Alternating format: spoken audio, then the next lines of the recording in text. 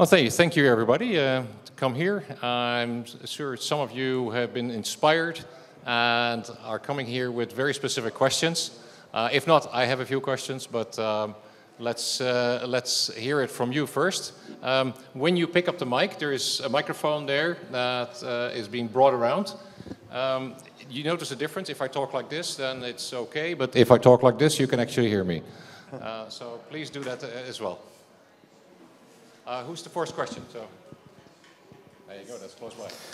Thank you very much. So my question is, first of all, the context. I found a freelancer platform locally in Romania, so in a emerging country, and I wanted a little bit of advice because I have a problem. I have freelancers. That is no problem, they come and subscribe, but I don't have enough companies that come and put projects for the freelancer to match. So how should I find the right market? And if you have a little advice, it would be welcome. Thank you. Yes. What was your name again? Ilya. Ilya. And what was the name of your company or? Cloud Expert. Cloud Inspect? Yes. Okay. It's in Romanian language. Okay. So search an expert means. Okay, search for an expert? Yeah. Okay, got it. So I think the most important, typically for marketplaces, you want to focus on your supply. The suppliers are the hardest part. In the long term, engagement and keeping your freelancers engaged, happy, and their experience is good is going to be the key to your long-term success, okay? Frankly, I think what you want to do is assess the skill base, the strengths, and start to target, micro-target the demand and supply. So let me just tell a quick story. I am a product person, and I'm a workforce development person. I'm not a salesperson. So what we did was we identified and amassed our talent. Design talent is what we're really strong at. Then second is development talent. Then product management. But what I ended up doing was I hired someone, I partnered with someone to be able to do the business development. It so happened that the person that we got, she's the top performing business development person from Slack. Hello, Sabrina, if you're listening. And she's able, this is where you need to work with your team members to devise strategy and define your go-to-market, okay? So what we had realized, I think that when you're selling services like this, you have to identify who in a company you're targeting. Are you targeting the CTO, the head of data science, the DevOps? You have to think about what the value proposition is, and most importantly, whether or not, what is the moment at which they know they need to buy what you're offering. And I think it's that last part that you need to be very thoughtful, because that's where you'll also spend a lot of money in marketing, building all these relationships. But the most important thing is to target them at the moment at which they know they need your services. So for example, if you're focused on business, database scaling, right? What is the moment at which the CTO is thinking about switching database? And then that's how you can pitch their service, okay? So I would work with somebody who's a go-to-market specialist, and that's specifically what I would focus on, okay? And I'm happy to talk through strategy after. I know that's very specific. Yeah. Okay. Thank you. Next question? Anyone?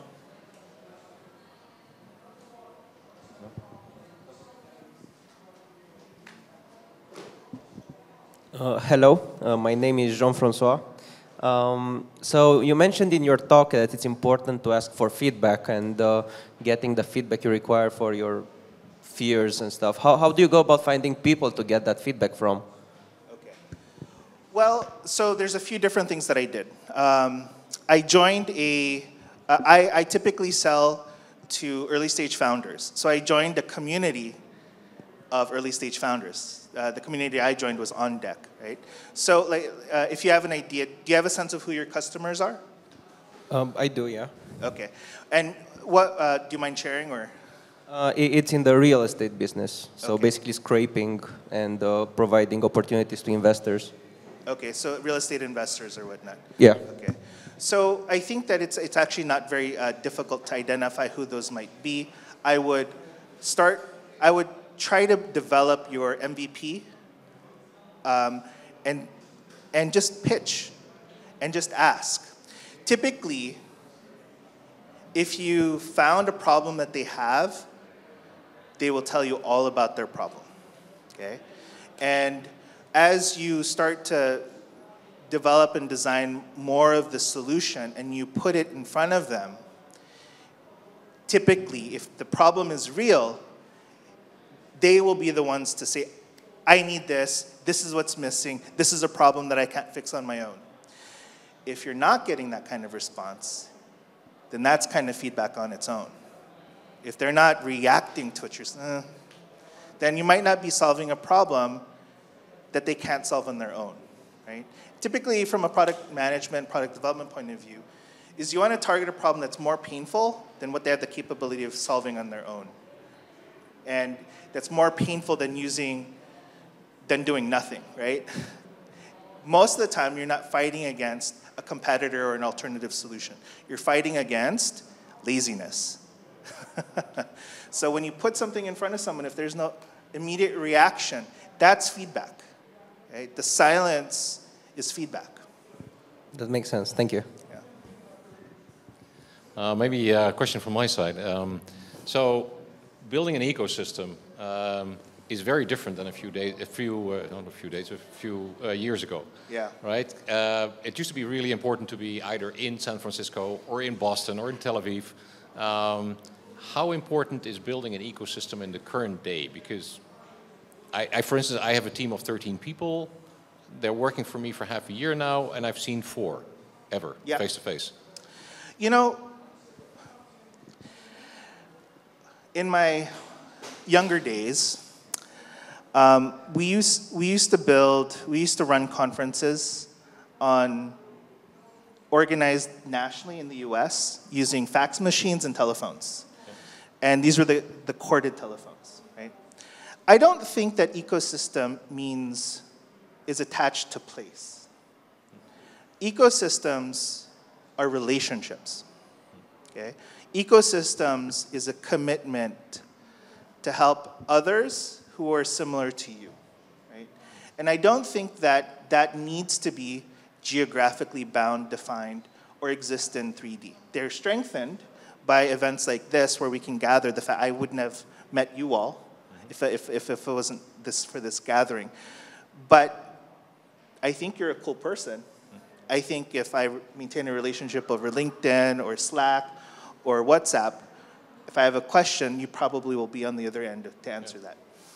So I think that ecosystems, because there's also exacerbated by the pandemic, every company right now and every professional is set up for remote collaboration, right? Not the tools to design, the tools to communicate, the tools to be able to collaborate, even on a spreadsheet.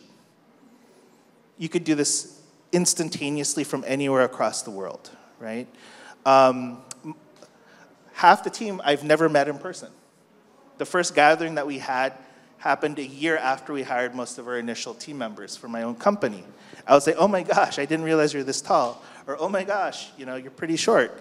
I won't say which one's which. But I think that it's the current moment allows us to interconnect these communities such that we can learn from each other, right? And I think that's actually what's exciting. Southeast Europe is similar to Southeast Asia in the sense that it started as a services provider for Western, more developed markets. Here, you focused on STEM-related fields. In Southeast Asia, we focused on service and F&B and back office customer-facing roles. Well, there's something interesting there because in this moment, Southeast Europe and Southeast Asia is trying to convert from service provider to innovation leader. I think there are things that we can learn from each other on that.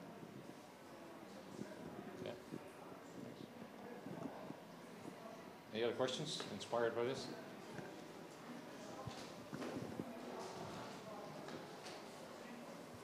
Hi, thank you. So we're currently in the process of building the entrepreneurial ecosystem in Romania, bringing together all the major players, including ministries and people who take decisions at different levels, but national levels. What do you think is one or our top three most important things to look at, or biggest challenges that once you sort them, you're on the right path? As an entrepreneur or as an ecosystem, or? Based on your experience in building ecosystems. Okay. I think the turning point moment is when you're, I know this will sound weird, okay, so I'll say that. The turning point for an ecosystem is when outside investors take an interest in your market, either as as a consumer market or as a development market. Why do I say that? When you're able to attract foreign capital, they will bring in their network and the financial resources and connect you to their ecosystem of expertise, of finances, of market.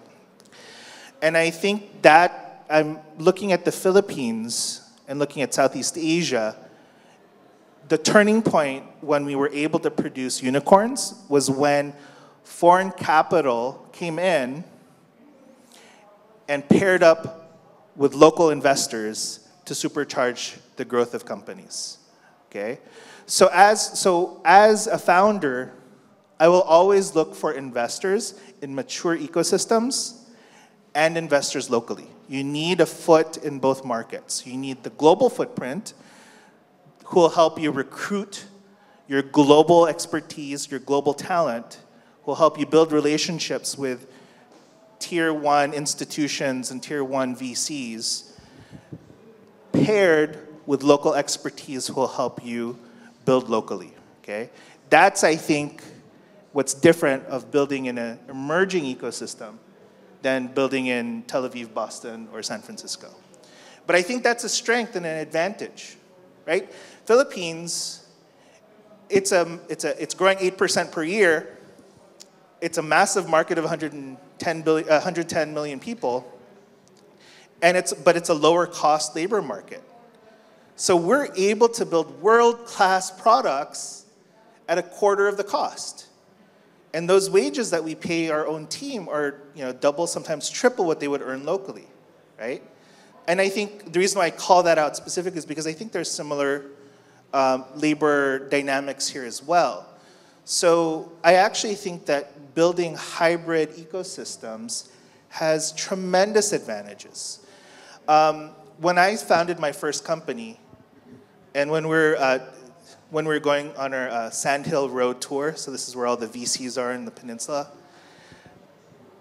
the most common question we ask is like, 2012, why would we ever invest outside of Silicon Valley? The market's so big, right? Well, in 2021, what's evident is that there's a surplus of capital, and VCs now are trying to find that next new opportunity. Position yourselves to be that. Position yourselves to be that next new market, that next new opportunity that they had a blind spot for. And I think that's what's exciting. Now that there's saturation, that there's kind of an abundance of capital in those parts of the world, they're looking for unique problems to solve. And I think you can be that. Okay. Any further? Okay. We're also approaching the last. Thanks. Hello. Hi. You said during your workshop that you used to ask feedback frequently from 18 years old colleagues. Yes. And I was laughing because I also believe this. So for a healthy ecosystem, you think is a must-have approach or a nice-to-have approach? No, it's must-have. Because if you're not willing to let somebody tell you that you're wrong, you're not going to grow, right? One of the key characteristics of a product that will fail is if the person who made it pushes it onto the user, right? It's not going to penetrate. It's not going to solve their problem, right? My bias is towards problem centricity. And problem centricity means that somebody has a problem, they need your help fixing it, but it also means that you need to understand that they're the ones with the problem, not you, okay?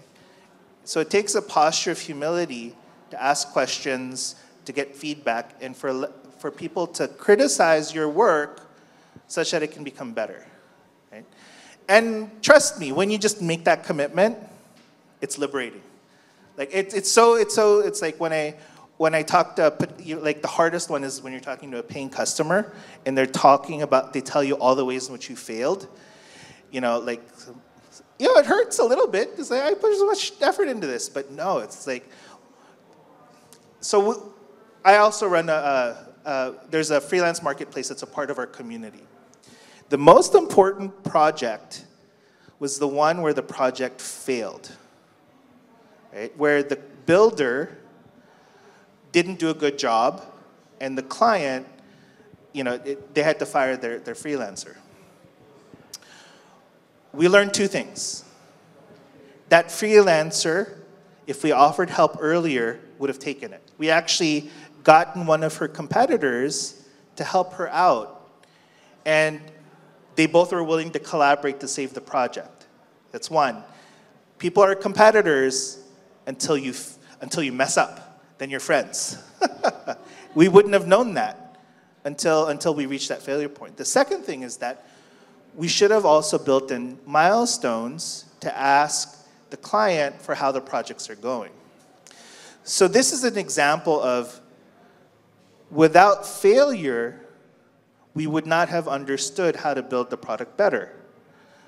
And those two lessons are now the centerpiece of what we're doing. We're enabling freelancers to collaborate and ask help from other people in the community, such that the project has a ultimate, we're incentivizing people to help each other win the project. And then we're creating touch points to ask the client how it works. We wouldn't have done those two things if that project didn't fail, if we weren't willing to learn from our failure.